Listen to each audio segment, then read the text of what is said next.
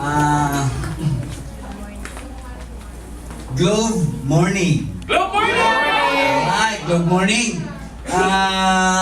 First of all, I would like to thank the Maverick Group for inviting us here para makapag-present itong GCash. So, most of you, alam nyo na po kung ano yung GCash, ano? So, yung mga technicalities na lang medyo much deeper pa yung pag-aaralan natin ng konti, ano? So, Globe, GCash, and V-Mobile Technologies Incorporated. So, yan po yung partnership ni Globe and V-Mobile. So, ang mangyayari dyan, real-time seeding na po ng commission and reload of LX wallet. Automatic po yan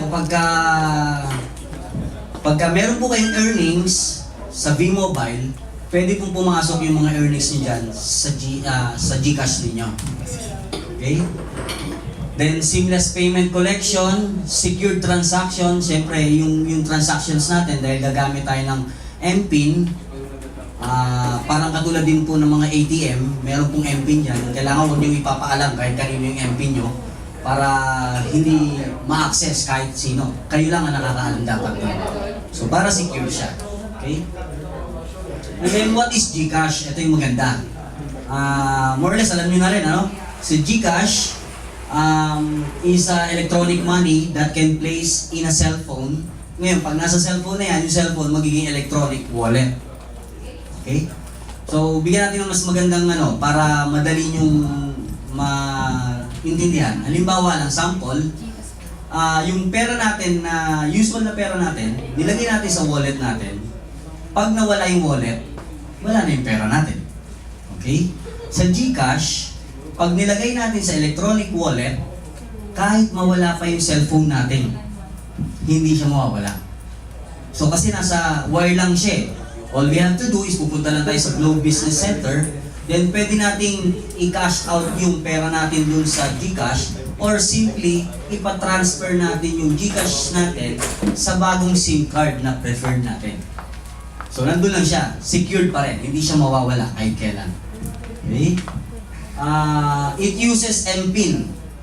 Yan po yung nabanggit ko kanina na sa katulad din ng mga ATM cards, kailangan po may mga MPIN na bawat isa sa atin. Then, no airtime charges and service fees for bill pay. Actually, sa USSD, pag sinabi ko USSD, yan yung asterisk 143 number sign na access code na papasukan natin para makapag-transact tayo sa GCash. Yan po, kahit anong transaction na gagawin natin dyan, wala pong kailangan na airtime charges. So kahit wala kayong load, pwede po kayo mag-transact niyan. Okay? Yung convenience niya is a transaction or just a phone away. So text lang tayo, mamaya makikita nyo po kung ano yung mga transaction or services na pwede natin gawin through text lang. Napakadaling gawin. So, Anti-Money Laundering Act, sumusunod po si Globe sa Bangko Sentral ng Pilipinas, which is si Bangko Sentral ng Pilipinas naglabas ng Anti-Money Laundering Act. So, tayo rin, susunod din po tayo dyan. Okay?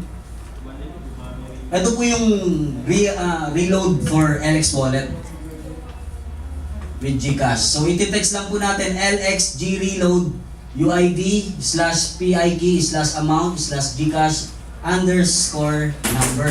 So yun po yung sample niyan. Ito po yung sample niyan. Amount, ito yung GCash number. So iti-text natin yan to load extreme. Alam na po natin kung paano yung yung gateway natin, kung ano yung mga gateway na ibinigay sa atin. So doon lang po natin siya i-send. Then wait for load extreme to verify information. Then magre-request si GCash ng MPIN nyo to confirm. Kailangan sumagot kagad kayo dyan, mag-reply kagad kayo after within 5 minutes. Dahil kapag hindi kayo nakapag-reply after 5 minutes, uulit lang ulit siya. Uulit lang kayo ulit ng pag-transact. So kasi may time out siya after 5 minutes, pero yung 5 minutes napakahaba na nun para mag-reply lang po tayo ng MPIN, which is 4 digits lang. So kailangan makapag-reply kagad tayo. So Ikikiin nyo yung GCash, MPIN, then makikredit na yung load nyo real time. Agad-agad yun. Yung mga experience natin before, kapag ka naglo-load tayo, medyo it takes time, ano? Mga ilang hours. So ngayon, mawawala na po yun. So, real time na siya. Once na nagpa-load tayo sa LX, real time siya, maloloadan kagad tayo. Okay ba yun? Yes. Okay, sige, good. And then, ito usual na questions ni subscriber. Where to convert cash to GCash? Actually, itong PowerPay Plus, sabihin nyo na lang din ng kwento, no? Yung card is supposed to be nakalink si SIM card sa ATM card. Kaya lang as of now, under negotiation pa si Globe tsaka si V-Mobile regarding sa PowerPay Plus ATM card natin. Pero eventually, magkakaroon po yan, tingin ko. Kasi nag-uusap na sila eh. So as of now, SIM card lang. Pwede tayong bumili ng sarili nating SIM card or kaya yung mga pinamimigay dyan na merong namimigay ng SIM card. So pwede na po magamit yun. I-register lang po natin yun. And then, so, ayan yung PowerPay Plus Mobile Commission Automatic Received. Pagka pumasok kasi sa SIM card natin yung commission, later on, pag may ATM card na tayo, pwede na natin withdrawin yan sa ATM machines nationwide. Okay? Bank transfer, kung sino po yung mga mahilig mag-online at meron pong account number sa mga bank na sinabi rito, pwede po tayong mag-transfer ng savings account to GCash or GCash to savings account. Vice versa, pwede pong gawin yan sa online. And then, ito po yung pinakamadaling gawin kung paano tayo magka-cash in sa GCash natin. Kasi hindi tayo makakapag-transact sa GCash kung wala tayong fund or GCash sa cellphone natin. So we have to cash in, to make a cash in. Dito po tayo magka-cash in. Sa Globe Business Centers, napakarami po niyan. Halos lahat ng SMs meron yan. Rural banks, basta't members po ng Rural Bank of the Philippines, Association of Rural Banks of the Philippines, sigurado po nag-GCash yan.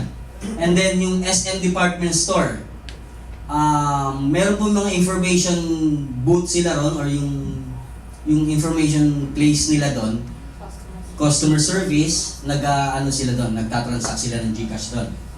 And then Tambunting, Villarica, Prime Asia, may nadagdag pa dyan, yung Magdalena, yung Capital Pawn Shop. So patuloy pong nadadagdagan pa yung mga outlets nating mga pawn shops. Sub and premiums dealers. Kasi meron din po tayong mga outlets sa mga tindahan lang, kahit sa tindahan lang siya. Basta may nakita kayong GCash poster or tarpaulin, so pwede po tayo nun mag-transact ng GCash. Okay. Ito po yung para mas mabilis din maintindihan. No? Halimbawa si V-Mobile nag-seed ng commissions nyo or earnings sa member, si member, pwede na po niyang gawin itong mga services na to. Pwede siyang bumili sa national bookstores, SM, LCC sa province po ito eh. Sa Legazpi, meron po yan. Sa NCC, sa Visayas Island, meron po yan, mga quick delivery or Mercury Drugs. Pwede na po tayo mag-transact dyan. Gamitin natin si PowerPay Plus. And then, ito po maganda, domestic and international remittances. So, once na meron kayong GCash sa cellphone nyo, pwede na po kayong mag-send ng money papunta sa mga kamag-anak nyo or kaibigan nyo sa ibang location ng Philippines, within the Philippines, domestic. So, makakasend kayo ng pera. Hindi na kailangan pumunta kay kung sino-sinong remittance center.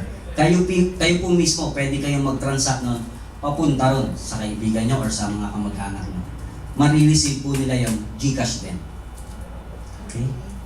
And then, pagka na-receive na nila yon, saan sila pwedeng mag-cash out naman? So, dahil wala silang card, katulad din natin na SIM card lang, pwede po siyang mag-cash out dyan sa mga sinabi ko kanina. Prime Asia, Tambunting, Villarica, or yung mga outlets Globe Business Centers, pwede po siya mag-cash out yan. Okay? Para makukuha niya yung pera niya. And then, eto po, hindi ko na naman pong sabihin ng gusto dahil si Loan, yun po ang business natin. Just in case lang na kailangan po natin ng load, for emergency, wala tayong load, pwede po kayong bumili ng load nyo sa sarili nyong wallet. Sa Globe GCash, using buy load. Mamaya po malalaman nyo kung paano yan. Makakabili kayo, ang maganda ron, may discount. May discount siyang 10%. Yung fund disbursement, yan po yung sa susunod na eventually magkakaroon tayo ng ATM card.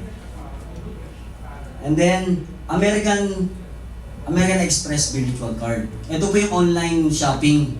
Sino po mahilig mag-online shopping? Wala. Mukhang magiging mahilig kayo, ma'am, sir. Kasi napakadali lang nito. Magpaparegister lang kayo, www.gcash American Express. I-open nyo na sa website yon, then lalabas dun yung you can register for your trial, 1-month trial for free. Libre po yon. So subukan nyo po, basta may Gcash kayo, pwede kayong bumili ron online ng mga shoes, mga relos. So napakaraming items niya kasi international and domestic stores meron po tayo dyan. Like yung mga Hugo, Apple, meron po dyan. So mga Jug, Levi's, so makakabili po tayo dyan. And then of course we can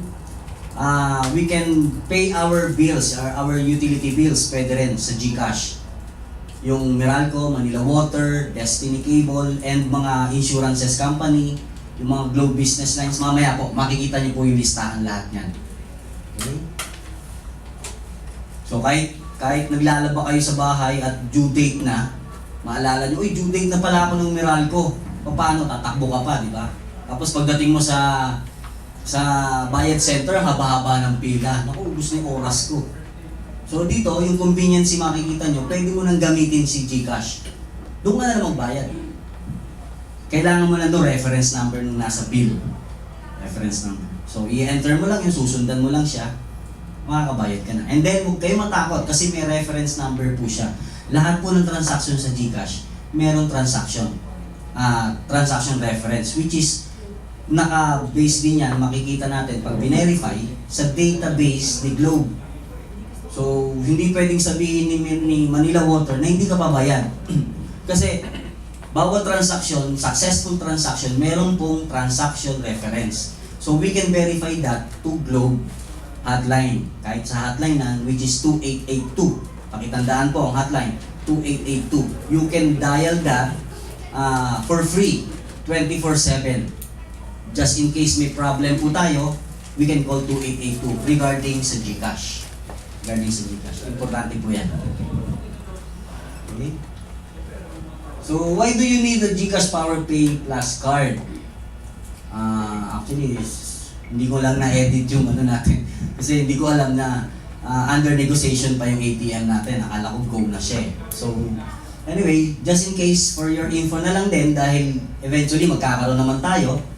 So, pagka na-seat na yung commissions natin sa ATM card, pwede na po tayong bumili ng V-Mobile load natin without the need to cash in. Kasi from the commission, pumasok sa Power Pay Plus natin, makakapag V-Mobile load na tayo.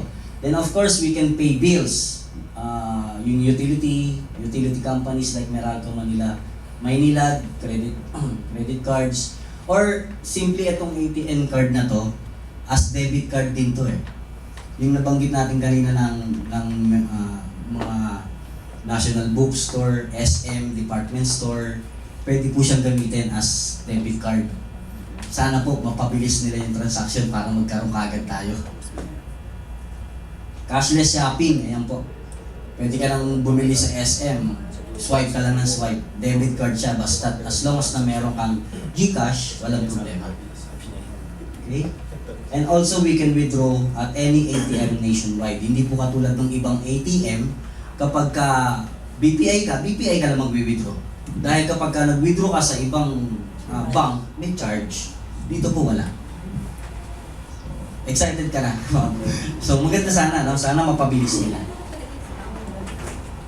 Okay. How can I avail Globe GCash? Yan. Actually ngayon, ang instruction sa akin, pwede tayong bumili ng SIM card na lang. Tayo na lang bumili or yung nasabi ko kanina, may namimigay ng SIM card dyan, pwede na po yan. I-register lang po natin yan. Using that list. So kailangan ko po yung listahan na yan kasi i-register natin sa Globe yan as PowerPay Plus partner with D-Mobile. Kasi kung hindi mapapasukan ng commissions yan ni D-Mobile. So, kailangan natin i-register siya. Or yung mga meron kayong kamag-anak na gusto nyong padala ng GCash, so kailangan din GCash registered sila. Paano sila magpapa-register? Yan lang po. Pumunta lang sila sa *143 number sign and then i-press lang nila yung number 1 nakasulat doon sa drop-down menu registration. How to register, no? Makikita nyo na doon kung paano. Susundan nyo lang po. Way to access GCash, ito po yun. Pag pumasok po tayo sa *143 number sign, yan yung USSD base. Ipipress lang po natin number 5, which is GCash. Lalabas na yung drop-down menu. Andun po yung register, buy load, send money. Sunod-sunod na po yan. Mamaya makikita natin ulit yun dyan. And then yung mga meron namang high-end na mga cellphones, pwede po tayo mag-download ng GCash mobile app. Pero ito po, magagamit natin to kapag may internet connection lang. So, yun yung mga high-end na mga BlackBerry, Android, iPhones, pwede po yun. Ito na po yung bills payment. Ito po yung pwede nating bayarang mga services sa GCash. So, Globe Postpaid Plans, Globe Lines, pwede po yan. Sa mga credit cards, halos lahat po ng credit cards, pwede na dyan bayaran. So, mga insurances din, kung sino po yung mga nagbabayad ng insurance, pwede rin pong magbayad dyan. Yung mga loans, just in case nag-loan tayo sa City Estate Bank loan, pwede po dyan magbayad ng monthly amortization. Or kaya mga schools, mga tuition fees nila, ng mga anak natin, pwede tayo magbayad through GCash na lang din. Actually, dadalawa pa lang yan, pero patuloy na nadadagdagan po yan. Kasi win-workout po ni GCash na lalo dumami pa yung mga schools na yan.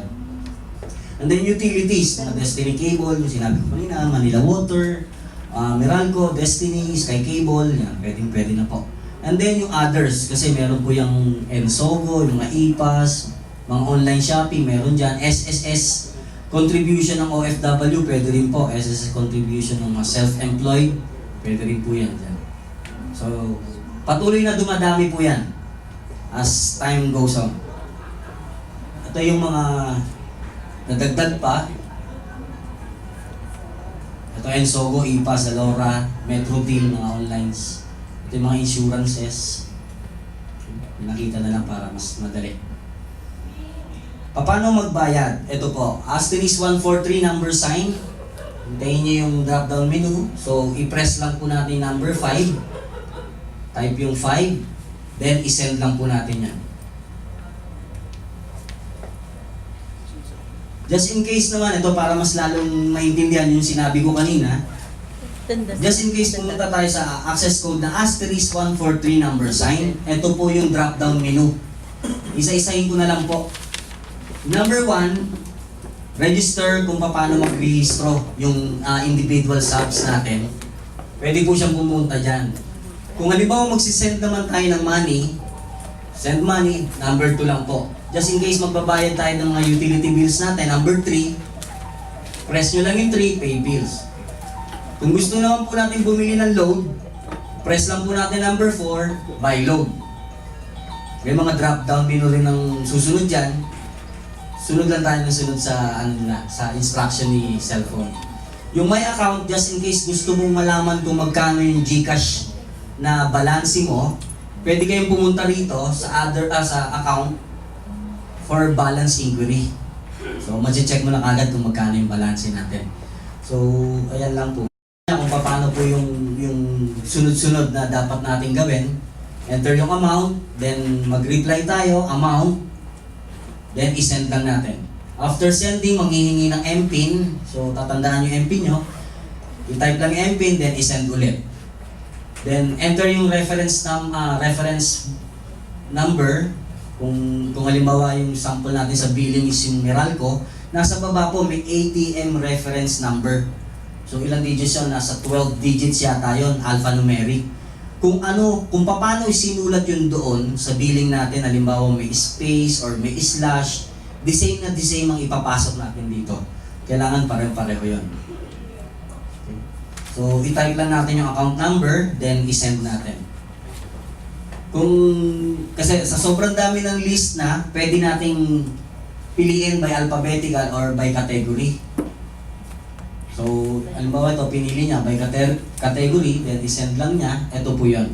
Ito po yung alphabetical, dito po yung per category. Mamili na lang po kayo dyan. Halimbawa, number 7, lalabas po lahat ng telecoms na pwede nating bayaran. Dito naman po, alphabetical. So, more lang kayo ng more, 9 lang kayo ng 9 hanggang makarating kayo sa letter Z. Okay? So, send lang lagi. Type number 6, halimbawa ito, BDO, then isend nyo lang. Halimbawa naman dito, number 7, i-type nyo number 7, isend nyo lang. So, ganun lang siya kadali. Yan, number 7. Okay. Dito naman yung Globe postpaid plans ang ginamit niya. So, number 2, then sinend nyo lang ulit. So, hintayin natin confirmation. So, sabi dito, you have sent 1 peso of GCash to Globe Telecom Incorporated on date and time for the account reference. Ito yung pinagbayaran niya, yung reference number. And then, makikita niya rito yung balance kung magkano na lang natitira niya sa GCash niya. And then, ito pinaka-importante, yung reference number. Just in case nagbayad kayo, dun sa billing natin, yan ang kopyahin nyo. Yung reference number na yan, just in case magkaroon ng problema later on, kasi usually 1 month yan eh, pumuputok yung problema just in case. Pero hindi naman nangyayari dito. Yung possible lang na mangyari na sabihin ni Meralco or ni Manila Water, hindi ka pa bayad, di ba? So pwede tayong mag-contest niyan using this reference number. Hindi mo pwede, bayad na kami. Eto, nagbayad kami sa GCash, ito po yung reference number. Paki-check po kay Globe. So, i-check nila yan, okay na po, sorry po. Ganun na lang sila niyan. So, pero never naman nangyari sa experience namin na nagkaroon ng gano'n. Just in case lang po. Kaya sinasabi ko po, importante itong reference number. Okay? Ito po yung kumpletong confirmation number. Confirmation text niya. You have sent, gano'n. And then for your protection, please delete immediately all messages containing your MPIN. Bakit po? Importante yan. Kasi, just in case mawala yung cellphone nyo, nandun sa sent item lang yun eh. So, pwede nyo mabuksan. Just in case marunong yung tao, alam nyo yung GCash, pupuntahan niya lang sa sent item, pwede nyo makita yung MPIN nyo ron. So, dahil saan makikita niya yung MPIN nyo, pwede na siya mag-transact ng GCash. Pwede nyo i-send yung money na napulot niya sa cellphone nyo, isi-send niya lahat ng money mo ron. Halimbawa, 10,000 yung sinend niya kagad. Wala na kagad. Hindi na natin mahabol yun. Diba? So, ugaliin din yun. Every time na mag-transact tayo sa GCash, after ng transaction, i-delete po natin yung MPIN. For, precautionary. And then, meron siyang, your GCash wallet balance, ito, may balance na siya. May date and time, yung reference number. Kung mapapansin niyo, yung reference number nito pareho dun. And then yung halimbawa naman sending money, yung pinagpadalahan nyo, the same reference number yung matatanggap ninyo, tsaka nung beneficiary. Ibig sabihin, isang transaction lang yon. So, gano'n na naman siya. Sinabi yung yung MPIN is i-delete agad. So, by load, ito yung just in case, for emergency. Kailangan natin ng load. Nasa LRT tayo, kailangan ko may i-text. Hindi ako makapag-text kasi naubusan ako ng load. So, pwede tayo mag-load using GCash. Load ka lang *143, may drop down katulad yung kanina. Pasok lang sa GCash, answer mo GCash din, punta ka sa buy load. After buy load, manghihingi siya ng MPIN. Answer mo lang ng MPIN, then i-type mo yung 11-digit na mobile number ng gusto mong loadan. Pwedeng sa'yo, pwedeng sa kaibigan mo. Kung gusto niyang magpa-load, wala akong load, pakigalan mo akong load. I-type niya lang yung mobile number nung paladala niya. And then, i-type mo yung response na number 1, if okay. Number 2 naman, kung kakancelin mo, kung nagbago isip mo. Then, meron ka na namang marireceive na confirmation. So, lahat ng transaction, laging may confirmation and laging merong reference number. Ito binasabihin niya, you have received 10 peso of load from kung sino man yung nagpadala, makaka-receive po niyan.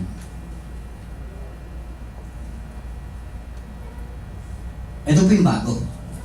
B-Mobile Lotto. Oh. Sino po nagloloto? Bago yan. So, pwede na tayong bumili ng lotto ticket natin kay GCash. Tatransak lang natin. Hindi na tayo pipila sa pagkahaba-habang pila, no sir? Ang haba ng pila, di ba? Lalo pagka mga 79 million na siya. So, haba-haba ng pila. So dito, pwede na tayong maglaro sa GCash. Oh, kahit nakahiga ka, pwede ka magtaya ng lotto. Kailangan lang natin magpa-register. Magpa-register tayo sa mobile lotto. Ang gagawin lang po natin yan, pupunta tayo sa website ni GCash Mobile Lotto sa website, and then i-register natin yon. Actually, punta ka muna sa *141 number sign. Yan po yung access code ni Mobile Lotto. And then, bibigyan kayo ng instruction doon na isulat nyo po yung email ad nyo. Then, makaka-receive kayo ng confirmation sa email ad nyo. After nun, register na kayo. So, ganun lang siya. Pwede na kayo mo. Pwede ka nang tumaya. Yan. No subscription fee sa Mobile Lotto. No sign-up fee. No mobile charges. Kahit wala kayong load, pwede kayong tumaya. So, ibig sabihin, yung makaka-save na tayo kasi kung pipila tayo sa mga mobile, sa mga lotto outlets, kailangan mo mamasahe pa, di ba? So, dito, kahit nasa bahay ka lang, makakapagtaya ka ng lotto. No service fee. Ticket costs are the same, katulad din nung nasa outlet natin. Kung anong prevailing rules ng nasa lotto outlet natin, yun din ang rules dito. Wala lang ticket, no? Wala lang ticket. Electronic ticket ang mangyayari. So, yan po yung mga prices nila. Grand Lotto, 20 pesos. May actually, Lotto, 10 pesos. So, mura-mura lang, no? Pero million sa mapapanalunan mo. Actually, may nanalo na sa electronic natin. Trending na nga siya sa Facebook. Kasi na-post din sa Facebook yan. Ngayon, as of now, nagtitrending siya. Tinatangkilik ng mga GCash subscriber. Yan, gamitin lang, ipasok sa cellphone, syempre, kailangan nasa cellphone yung SIM card natin, no? Then pumunta ka sa, yung sinabi ko kanina sir, no? Pwede kang pumunta sa Globe Store kasi may nagtanong sa akin kanina. So doon ka na lang magpa-register para mas madali sa Lotto. Ipipresent mo na yung ID mo ron, sabihin mo, magpapa-register ako for Lotto para makataya ako sa GCash Mobile Lotto. I-re-register ka na nila. So, madali lang siya.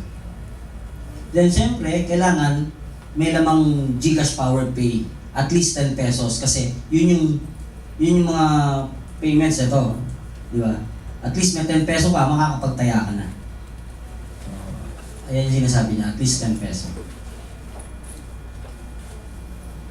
Ito po yung website, www.mobilelotto.ph na pwede nating puntahan para mag-register tayo. Okay? So far, ngayon, pwede na natin entertain yung mga questions na. Para tahimik. Ano nangyari? Lamangha. Parang napuno? Napuno ba o ano? So, sige lang, questions. Habang nandito tayo, sige po. Yung GCash mo ba, yung magagamit mong pera doon, yung galing lang sa earnings mo? Actually, magandang question niya, sir. Isang way lang po yun para magkaroon ng laman yung GCash natin, yung earnings from B-Mobile. Pero kung halimbawang naubos na yun, nagamit na natin, pero kailangan na natin magkaroon ulit ng GCash, so cash in naman ang gagawin natin. Kailangan natin magpa-cash in dun sa mga outlets na nabanggit ko kanina. Pwede sa Villarica, Tambunting, Prime Asia. Walang charges yan. Ang cash in, free of charge po. Regardless of the amount, kahit magkano ang i-cash in nyo, wala pong service fee. So, pumunta lang po kayo ron sa mga outlet o kaya sa mga tindahan na merong tarpaulin na GCash. Sabihin nyo lang po, magpapa-cash in to self ako. Cash in sa sarili ko. Kasi pwede ka rin magpa-cash in to others. Kumbaga, gusto kong padalan yung kapatid ko nasa Baguio, magka-cash in to others ako, padadalan dun. Yun, may charge yun. Kasi remittance yun eh. Pero yung cash in to self, free of charge. Okay? Ano po? Sige, sir. Sir, pag-convert ng savings from savings account to To GCash. GCash, yes, like BPI mobile banking, Yes. bakit po na-deactivate? Na-deactivate. Yes, sir. Kailan na po? Since last year. Ay, hindi. Last year. Yes, sir. Baka dun sa ano lang po. Sa 64K yun, sir, available. Pero wala na po siya. Wala pong advice sa amin gano'n. Mm. Pero baka dun sa certain branch nyo lang po na ano, Sa SIM card ng sa SIM card. Yes. Available kasi yun sa 64K. Sa 64. Tapos lumabas ngayon yung lahat 32. Inalis yung 64. Pero kahit na may 64 ka na existing, hindi na rin siya ma-activate. Hindi na lang. Yes. Sa BPI. BPI. Kasi dati pwede ka mag-convert. Alam ko po, wala naman pong binibigay sa aming info na deactivated siya. Yes, sir. Oh, Activated. so until now, ang alam namin, ongoing siya, tuloy-tuloy. Wala. Kasi actually, hindi lang BPI, di ba? May BDO na rin tayo. May, ano yung sinabi ka na, Metro Bank. Union Bank, meron na rin. So kung may savings account tayo doon, pwede tayo doon. Ngayon sir, yung magandang info yung binigay mo sa akin, i-confirm ko sa boss ko yan. Hindi ko po alam. Wala pong info binibigay sa amin na deactivated si Kasi BPI. sir, sa mobile banking, hindi mo siya ma-access. Mhm. For example, BPI mobile banking, Ah, hindi mo pag siya ma-access. pumasok pa lang Dapat kayo, hindi na SIM ma-access. card based yan.